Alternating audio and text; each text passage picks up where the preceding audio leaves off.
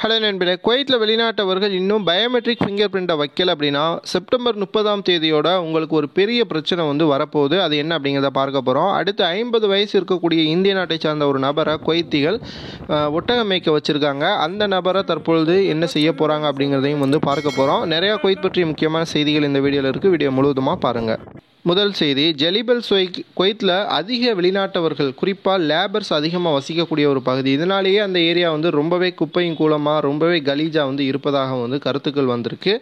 அந்த அடிப்படையில் அந்த ஏரியாவில் இருக்கக்கூடிய லேபர்ஸை வேறு இடத்திற்கு மாற்றிட்டு ஜெலிபல் ஸ்வைக் முழுவதுமே மறுசீரமைப்பு செய்வதற்கான பணிகள் விரைவிலேயே தொடங்கப்படும் அப்படின்ட்டு சொல்லியிருக்காங்க.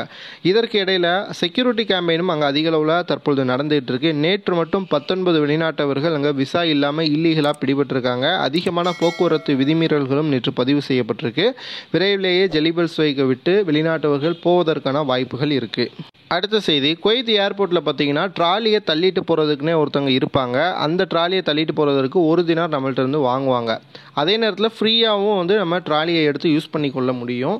ஆனால் அதிகமாக இந்த ஒரு தினார் வாங்குறதுக்காக அவங்க அவசரமாக நம்மளுடைய லக்கேஜ் எல்லாம் எடுத்து கொண்டு போய் வைக்கிறக்கூடிய காட்சிகள்லாம் நிறையா புகாராக பதிவு செய்யப்பட்டு தற்பொழுது ஒரு ரூல்ஸை போட்டிருக்காங்க.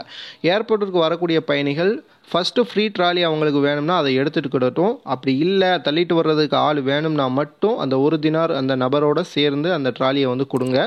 பெரிய ட்ராலியை எடுக்கிறாங்க அப்படின்னா 2 தினார் கட்டணமாக வசூலிச்சுக்கோங்க. ஆனால் வாலண்டியராக போயிட்டு நீங்கள் அந்த ஒரு தினார் அவங்கள்ட்ட வாங்கணும் அப்படிங்கிற ஒரு மோட்டிவோட வரக்கூடிய பயணிகள்கிட்ட நடந்து கொள்ளாதீங்க. ஃப்ரீயாக அவங்களுக்கு இந்த ட்ராலியை ஏர்போர்ட்டே அரேஞ்ச் பண்ணி கொடுத்துருக்கு அப்படின்ட்டு ஒரு ரூல்ஸ் தற்பொழுது சொல்லியிருக்காங்க.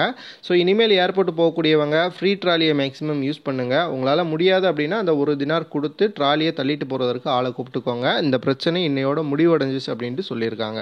அடுத்த செய்தி, குவைத்தில் இருக்கக்கூடிய வெளிநாட்டவர்கள் பயோமெட்ரிக் ஃபிங்கர் பிரிண்ட்டை இன்னும் நீங்கள் எடுக்கலைன்னா உடனே போய் எடுத்துருங்க.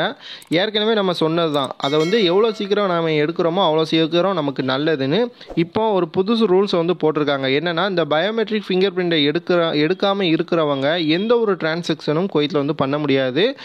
இது ஒரு பெரிய பிரச்சனையாக உருவெடுக்க போகுது. ஸோ முடிஞ்ச வரைக்கும் இப்போ எத்தனை வெளிநாட்டவர்கள் இந்த பயோமெட்ரிக் ஃபிங்கர் பிரிண்ட்டை எடுக்காமல் இருக்கிறீங்களோ விரைவிலேயே போய் எடுத்துக்கோங்க. வெளிநாட்டவர்களுக்கு செப்டம்பர் 30 அடுத்த மாதம் கடைசி வரைக்கும் தான் டைம் இருக்குது. வெளிநாட்டவர்கள் போக குவைத்திகளுக்கு பார்த்தீங்கன்னா இந்த வருஷம் இறுதி வரைக்கும் டைம் கொடுத்துருக்காங்க.